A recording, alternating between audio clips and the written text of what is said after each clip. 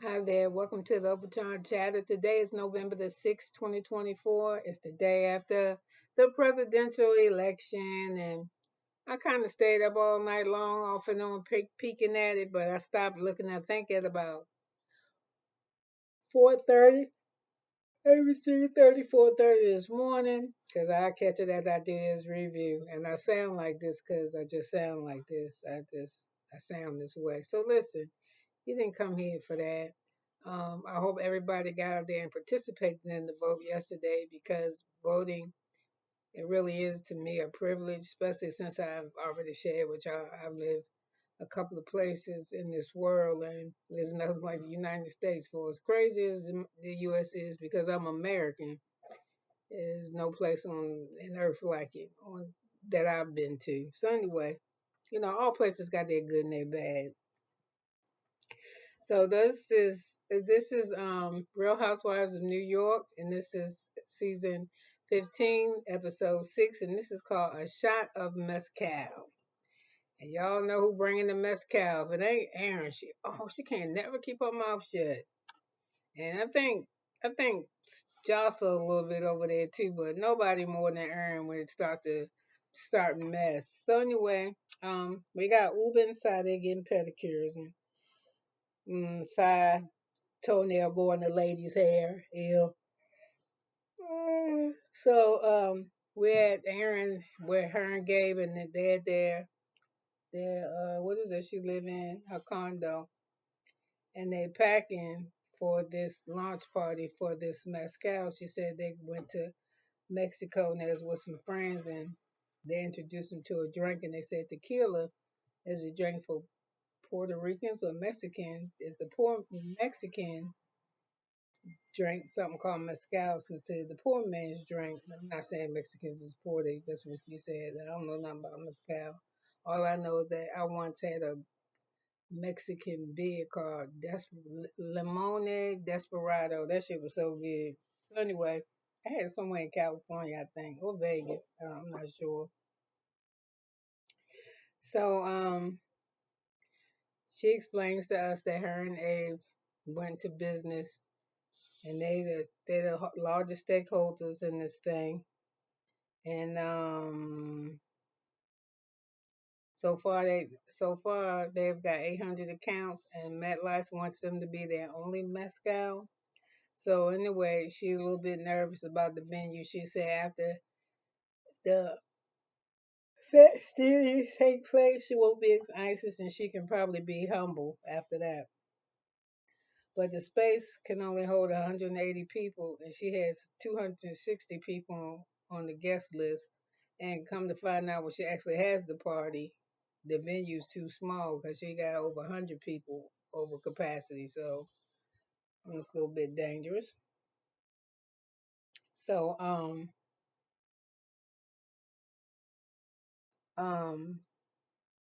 she tells us that ever since Abe talked to Jenna, she wished he didn't talk to Jenna, but she's glad that he did because it means that him reaching out to Jenna on her behalf, that he really cares about her, that he's listening to her now.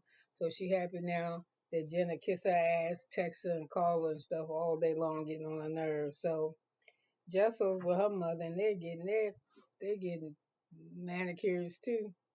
And she's telling her mother that she wants to do this IVF journey because she want a girl, but Pavlet not with it. So she said maybe if they did counseling, she could talk him into doing it. So we got Sai and Uber, and they meeting up. I mean, Uber's meeting up with Sai and Raquel for tea. And while they sitting there, Sai pull out a pigeon book because last week Uber called all them pigeons, so she gave her a book on the very. I didn't know it was different types. Well, I'm sure it was different types of pigeons. I didn't realize there were so many variations of the pigeon. So they start talking about so I bring up that Jenna is in the paper headline about her engagement. She said Jenna needs to make up her mind. That's kind of shit I'm saying they talk about. She got this big ass ring out. Is she engaged or she ain't engaged? She don't want people to know. She want people to know. So anyway, retrospect I could understand her. She wanted to keep her shit on the down low. And she was like, "Why?" And then Sai was like, "Why do you think that? Why do you think, Sai? Why did your whole personality change when you came back this season?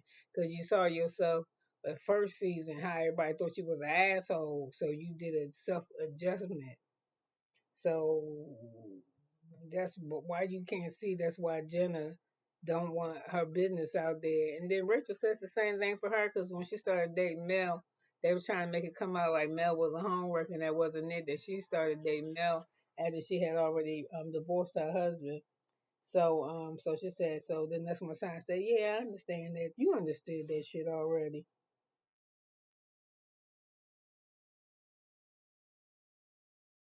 So Rachel said it was her first time with a woman. She got kids,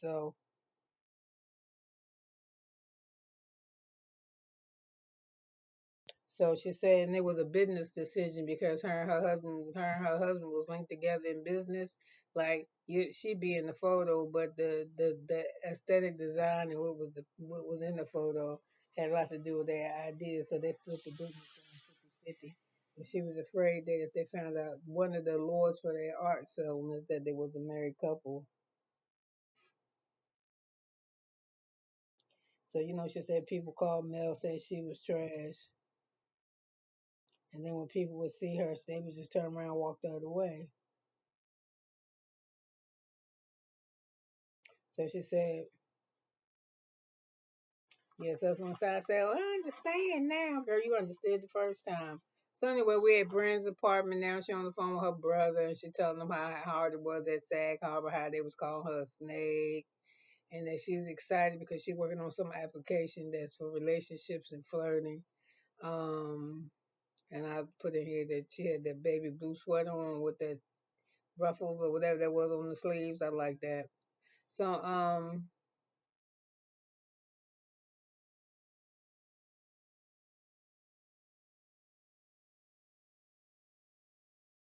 she says that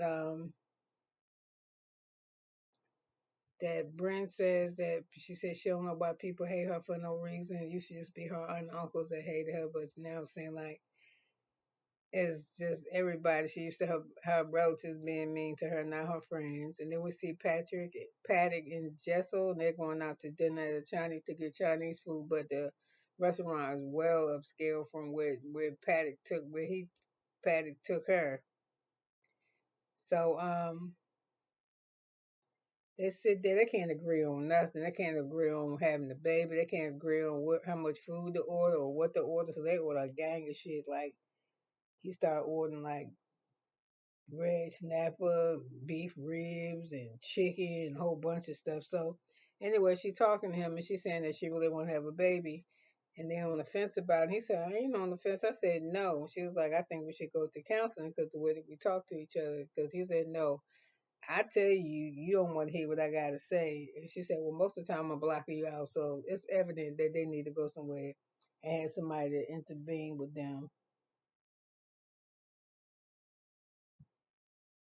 So while she's talking to him about having the baby, these news are good. He taking out his phone and he was like, sorry. So anyway, she said, I want to go to therapy. He said, how much it's going to cost? She said, anywhere between $300 to $500. And he said, we can find it for half that. I'll go. And then he said, okay, I'll go if I set it up. She said, no, I want to set it up. No, I want to set it up. No, I want to set it up. So he said, I'm going to set it up. So she said, okay, fine. So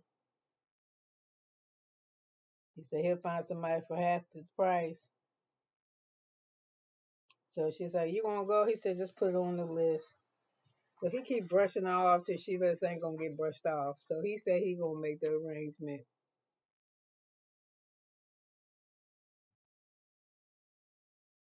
Oh, but he'll make the arrangements. He said, I got this. I got it. Just trust him. So Rachel and Mel, they go to an art show and they talk to the lady about who the artist is. And Rachel explains to us when you get to that there are a lot of artists in the world, but when you get up to the levels where she at, this is a very elite. It's only maybe 100. So they stopped to eat something, and I said, "Ooh, the snacks look good. They got food at the place at the venue." And they started talking about her engagement party. And she was like, "Well, if your mother don't come," and she said, "My mother don't. Why would my mother come to celebrate me?" She said her mother had an issue with celebrating her, but she told us that her mother didn't have a problem when she married a man and had kids. Her mother had a problem when she divorced him, though, and that her mother used to come and visit her all the time from Puerto Rico. But once she got divorced, her mother hadn't been back, and she was making saying her mother is not proud of her. And she said since she got the divorce, it feel like she don't have her love like she used to. And she said for all the compliments that she made, she feel like she ain't done enough to get her love. So that's sad as hell. Um, so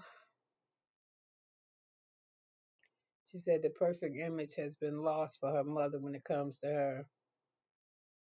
So we finally at Erin's event, and I like her hair and I like her dress that she wearing. Looks good on her. She over capacity. I told you about 100 people. Um, Erin tells us everything. Erin sit down with Sai and Uber, and before she could sit down good, she started running her mouth about when she went shopping with Brynn and how Brynn was off the rails and she was going crazy. And she was saying she said, no, no, no, no, no, how she had troll under the bridge. So Uber said, I don't want to hear this shit. She said, hello, pigeon. And she said, and Erin's like, don't call me no pigeon. She said, but that's what you're doing, though. You should tell you something. You bring it on back here. And I said, Raquel looked pretty when she came in with Mel. And I said that Brynn says, so Brynn showing up now. Brynn says she coming in the party and she got it, right? Because she said every time she tried to work it out, it just get worse. So she don't know what to do. But she's real nervous about seeing the ladies. So we watched Mel bring food to the ladies at the table. I said, she's so thoughtful. So Erin mom come, she having chemo, and Erin's like, oh, I'm so happy to see my mom that she finally came. I was like, low key, the truth be told, if your mom didn't come, Erin, you probably be bitching and moaning and complaining like I don't know what. Just like you couldn't wait to sit down. You just like to keep a lot of bullshit going. So if your mom didn't show, why'd you have to have cancer? You got chemo, can't come. So I'm glad your mother showed up for your event. So after a while, so then Aaron's father come in, but she can't get to her. The father can't get to her because Brynn ain't got nobody to talk to. So she in his face flirting with him. And I'm trying to figure out when he said I gotta go to the bathroom. Why she bust out laughing like that? I was like, maybe she didn't hear what he said, or they edited that wrong. Because just because you gotta go to the bathroom, ain't shit hilarious about that. So they at the table having the fun, and the fun that they having is distracting Brynn because she's like, I don't know how long I can stay over here. They over there laughing, having fun. What they laughing and having fun about? And there's some gross shit. Side said about somebody butt crack. I said, damn, all these housewives it's about somebody butt crack or asshole. It's somebody something. They just on some kind of lesbian thing. And I ain't got no problem with lesbians or none of that. You do what you do. But I'm just like, y'all is just really on the turn up. So so I say the same thing. If Brynn is upset with me, she can come talk to me. So Brynn finally make her way over to the table, and Sana goes, "Well, what's everybody so upset about?" And I'm like, "Why do Sana do that? Why she play like she dumb? She know that what's going on with Uba is that y'all was telling her that old girl Erin told her that she was talking about her. So Uba said, what is it? What's up?" And she was like, "Ain't nothing up, Brynn, you know." And Aaron's like, it was nothing. She said, no, this this come and tell me, yes, what she called Aaron. She said, this come and tell me that you were saying this and that and other thing. And Aaron was like, it wasn't that deep. If it wasn't that deep, Aaron, why you open up your mouth? Why you start shit? She was going off the rails. She was just, why do you do that then? Because you made it, if you didn't think that it was all that, you sure made it sound like it was. So they was like, let's make up and be friends. It did some shit like superpowers. They put all their hands in a circle together, like I don't know what you call them things, Power Rangers or some shit. So that's when Uber pick up her bottle a water and she drank it. And then Jossel just looked so surprised. She was like, "You don't need a glass." She said, "I don't want no glass. I'm a I'm not a basic bitch or something." So she said, "You're a basic bitch if you gotta drink out of glass." And she was offended by that. Jossel said, "I'm not no basic bitch." So she was like, "Take that. I'm not a basic bitch." So from there, um, they still there at the little shindig, and Erin wanted to be squashed too, cause she knows she started that shit. They do. I'm with Uber, and then why do Uber get so upset? She been with them long enough to know to see how she work. Just don't, when they start trying to tell you some shit, just be like, I don't want to know. Don't tell me. Just be like, don't tell me. She got something to say, she'll say it. And then what they'll do, Uber, is they'll start coming to tell you shit. Is every time somebody come tell you something, when all y'all get together and you be like, hey, Uber said that you said this about me. And what you mean by that? And then, you know what? The ladies will stop coming to tell you shit when somebody say something about you, and they'll just leave you out of that mix. That's how that shit work. Just bust their asses out like how you did tonight. And then you got mad at Jossel because you said she was sitting around talking about me, because that was another issue with Uber when she had caught up with Jossel. She was like, Are you in Brynn all right? Are you okay?" And she was like, "What you mean?" So she said that let me know that you knew that she was talking about me, and you ain't come and tell me nothing. And she was like, "Oh, she was, but she was there, Joss. I don't like when Jossel play like she dumb. She should just say, "Yeah, I heard it, but I ain't down with that kind of shit." She wants you to know something. I'm not no pigeon. She come tell you herself. So listen, you could have been anywhere in the world, but you was here with me, and I'm glad that you were. And I want to say I'm starting to really like Rachel, but you know who I just forgot? I forgot to mention fucking Rebecca. Rebecca, what did is everything she like me? I love black, but her black be dull looking. She'll never look. They say she a fashion designer, and watch Erin go and tell Rebecca what Brynn said when she was like, I think it was Brynn asked Erin where Rebecca was, and she said I think she had a award show, she getting a award or something for her design. And Brynn said Nordstrom's give awards for stuff on the clearance rack or some shit. She said, oh, and then Erin was like, ooh, she ain't had to say nothing because she gonna go back and tell it. And if she don't tell it to Rebecca, she gonna make sure it get back to Rebecca some kind of way. I didn't know that. I hadn't paid any attention. I didn't know. Oh yeah, that is true. Brynn don't really care that much for Rebecca because she don't be drinking and shit and carrying on. And again, there goes Brynn with that. She doing a flirting app, a dating app, but she get upset once, and then she flirt all over what you call him daddy, introduce her all over Erin's dad. Then she introduced herself as Erin's stepmother and shit. And I'm just like, girl, yeah, I'm a sugar daddy, everything. Girl, I believe you got sugar daddies. I'm just saying, that's how you act. If you ain't got no sugar daddies, I wish you stop acting like you got some.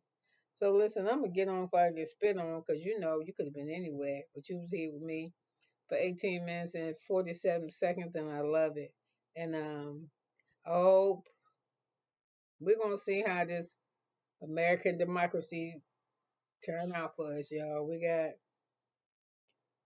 this is America. So anyway, listen. That ain't what I want to say. I don't know what I want to say. I want to know what I want to say. Y'all pray for our country. That's what I want to say. Have a good one. Bye now.